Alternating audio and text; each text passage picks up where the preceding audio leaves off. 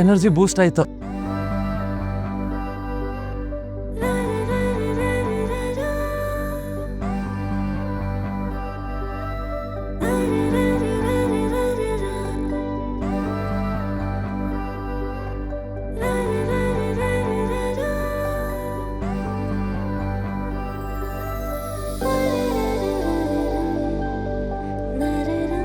Thank you. ನಾನು ಎದ್ದೇ ಇರ್ತೀನಿ, ನೀವು ಹೋಗಿ ಮಲ್ಕೊಳ್ಳಿ. 24 ಗಂಟೆ ರೆಸ್ಟ್ ಇಲ್ಲದೆ ಕೆಲಸ ಮಾಡಿದಿರ. ಜಾಸ್ತಿ ನಾಟಕ ಮಾಡ್ಬಿಡಿ. ನೀವು ಎಷ್ಟು ಸುಸ್ತಾಗಿದ್ದೀರ ಅಂತ ನಂಗೂ ಗೊತ್ತು. ಸ್ವಲ್ಪ ಹೊತ್ತು ಮಲ್ಕೊಂಡ್ರೆ ನಿಮ್ಮ ದೇಹ ಸುಧಾರಿಸ್ಕೊಳ್ಳುತ್ತೆ. ಇದು ದೇಹ, ಮಿಷಿನ್ ಅಲ್ಲ. ಸುಮ್ಮನೆ ಮಲ್ಕೊಳ್ಳಿ. This is my order. ಒಳ್ಳೆ ಹೆಂಡ್ತಿದೇವರು. ನೀವು ಹೇಳಿದ ಯಾವತ್ತಾದ್ರೂ ಇಲ್ಲ ಅಂದಿದ್ದೀನಾ? Order accepted. ಅದಕ್ಕೂ ಮೊದಲು ನನಗೊಂದು ನಿಜ ಹೇಳಿ. ನಿಮ್ಮಂಥ ಒಳ್ಳೆ ವ್ಯಕ್ತಿಗೆ ಆ ಭುವನೇಶ್ವರಿ ಅವರು ತುಂಬ ಟಾರ್ಚರ್ ಕೊಡ್ತಿದ್ದಾರೆ. ನಿಮಗೆ ನಿಜವಾಗ್ಲೂ ಅವ್ರ ಮೇಲೆ ಕೋಪ ಬರ್ತಿಲ್ವಾ? ಖಂಡಿತ ಕೋಪ ಇದೆ. ಆದರೆ ಒಂದೇನು ಬಿಟ್ಕೊಳ್ಳಿ, ಎಲ್ರಿಗೂ ನಾವು ಅರ್ಥ ಆಗೋಕ್ಕೆ ಸಾಧ್ಯ ಇಲ್ಲ. ತಕ್ಕಡಿ ಜಸ್ಟ್ ತೂಕ ಮಾತ್ರ ತೂಗುತ್ತೆ, ಗುಣಮಟ್ಟನಲ್ಲ. ಅದು ನಿಜನೇ. Okay, no more talking. ಈಗ ಜಸ್ಟ್ ಸ್ಲೀಪಿಂಗ್ ಅಷ್ಟೇ. ಬನ್ನಿ. Okay, light house.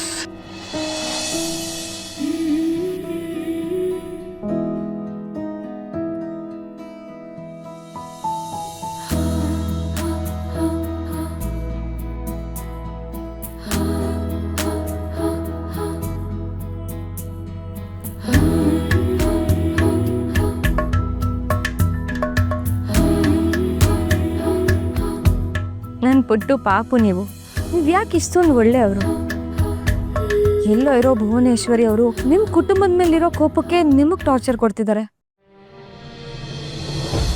ಆದರೂ ಅದನ್ನೆಲ್ಲ ಸಹಿಸ್ಕೊಂಡು ಹೋರಾಟಕ್ಕೆ ನಿಲ್ತಿದ್ದೀರ. ಹಾಗೆ ನೋಡಿದ್ರೆ ನಿಮ್ಮ ತಪ್ಪು ಇದರಲ್ಲಿ ಒಂದು ಸ್ವಲ್ಪನೂ ಇಲ್ಲ. ಆ ಕಡೆ ಮನೇಲಿ ಮಾವ ಮತ್ತು ಸಂಜಯ್ ನಿಮಗೆ ಬೇಕು ಅಂತಲೇ ಹಿಂಸೆ ಕೊಡ್ತಾರೆ. ಆದರೂ ಯಾರ ಮನಸ್ಸಿಗೂ ನೋವಾಗದಿರೋ ಥರ ಎಲ್ಲದನ್ನು ಮ್ಯಾನೇಜ್ ಮಾಡ್ತೀರ. ಕೆಟ್ಟದನ್ನು ಬಯಸೋರ್ಗೂ ನೀವು ಒಳ್ಳೇದನ್ನೇ ಬಯಸ್ತೀರ. ಇದೆಲ್ಲ ಟೆನ್ಷನ್ ಮಧ್ಯೆನೂ ಇಲ್ಲಿವರೆಗೂ ಒಂದು ಪೇಷಂಟ್ ಹತ್ರನೂ ನೀವು ರೇಗಾಡೋದನ್ನು ನಾನು ನೋಡಿಲ್ಲ. ಎಲ್ಲರ ಜೊತೆ ನಗ್ನಗ್ತಾನೆ ಮಾತಾಡ್ತೀರ. ನಿಮ್ಮ ಸ್ಮೈಲಿಂಗ್ ಫೇಸ್ ನೋಡಿನೇ ಅರ್ಧ ರೋಗ ವಾಸಿಯಾಗಿರುತ್ತೆ. ಈ ಥರ ಇರೋದಕ್ಕೆ ಹೇಗೆ ಸಾಧ್ಯ ಮುದ್ದು? ಮಗುವಿನ ಥರ ನಿಷ್ಕಲ್ಮಶ ಮನ್ಸಿರೋರ್ಗೆ ಮಾತ್ರ ಈ ಥರ ಇರೋದಕ್ಕೆ ಸಾಧ್ಯ. ಅದಕ್ಕೆ ನಿಮ್ಮ ಕಂಡ್ರೆ ನನಗೆ ಜಾಸ್ತಿ ಜಾಸ್ತಿ ಜಾಸ್ತಿ ಇಷ್ಟ. ಐ ಲವ್ ಯು ಮುದ್ದು. I love you too lighthouse. ಮುದ್ದು, ನೀವಿನ್ನೂ ಮಲಗಿಲ್ವಾ? ಸುಮ್ಮನೆ ಮಲಗಿ.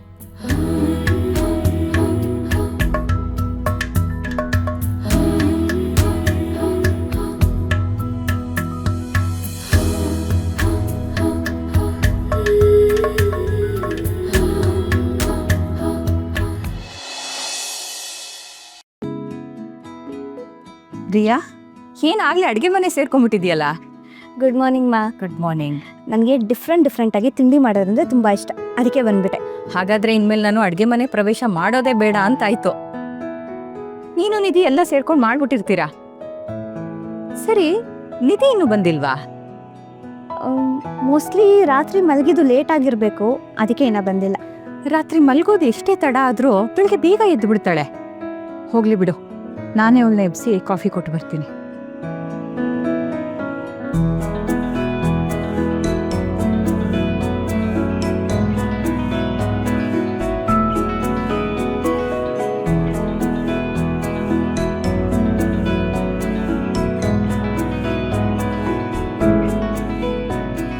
ನಿಧಿ,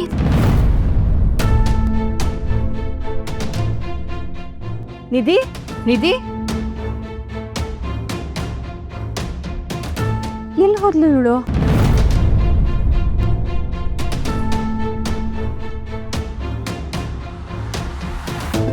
ನಿಧಿ, ನಿಧಿ,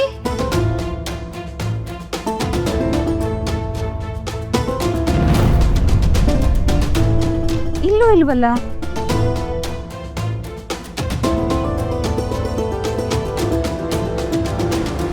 ನಿಧಿ, ಎಲ್ಲಿ ಹೋದ್ಲಿ ಇವಳು?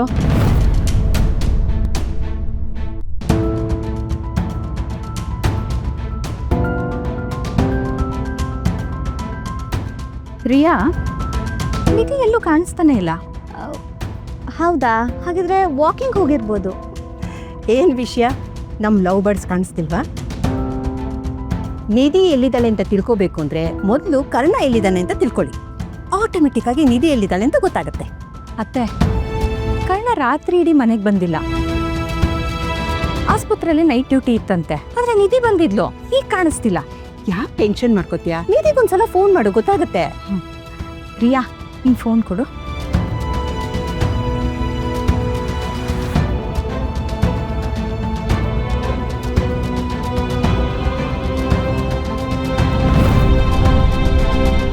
ನಿಧಿ ಫೋನ್ ಪಿಕ್ ಮಾಡ್ತಿಲ್ಲ. ಕಣ್ಣನ್ ಟ್ರೈ ಮಾಡ್ತೀನಿ.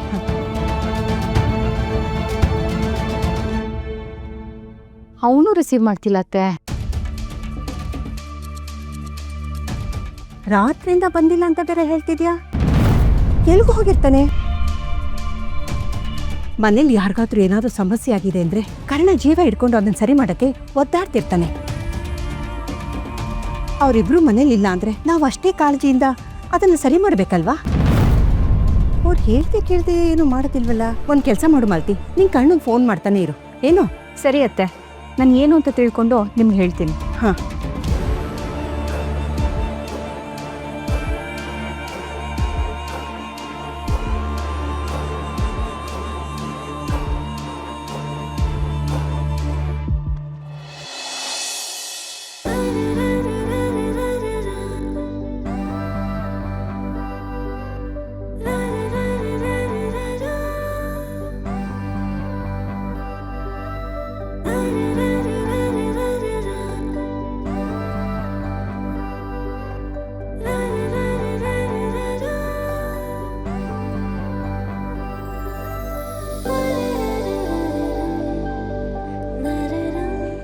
ಪಾಪ, ನನಗೋಸ್ಕರ ಇಡೀ ರಾತ್ರಿ ಹೀಗೆ ಕೂತಿದ್ರಾ?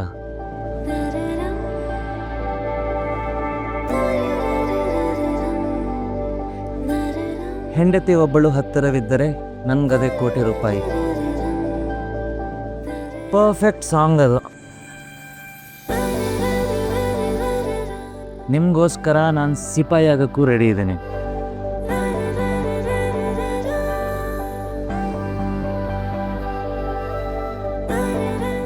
ಡಾಕ್ಟರ್, ನಾನು 7 ಪೇಷಂಟ್ಗೆ ಸರ್ಜರಿ ಮಾಡಿದ್ವಲ್ಲ, ಅದರಲ್ಲೊಬ್ರಿಗೆ ತುಂಬ ಬ್ಲೀಡಿಂಗ್ ಆಗ್ತಾ ಇದೆ. ನೀವು ಹೋಗಿರಿ, ನಾನು ಬಂದೆ. ನಿಧಿರಿ, ನೀವು ಮನೆಗೆ ಹೋಗಿರಿ, ನಾನು ಮುಗಿಸ್ಕೊಂಡು ಬರ್ತೀನಿ. ಇಲ್ಲ, ನಿಮ್ಮ ಜೊತೆ ನಾನು ಬರ್ತೀನಿ. ಪ್ಲೀಸ್ ಬೇಡ. ತಗೊಳ್ಳಿ, ಬನ್ನಿ ಹೋಗೋಣ.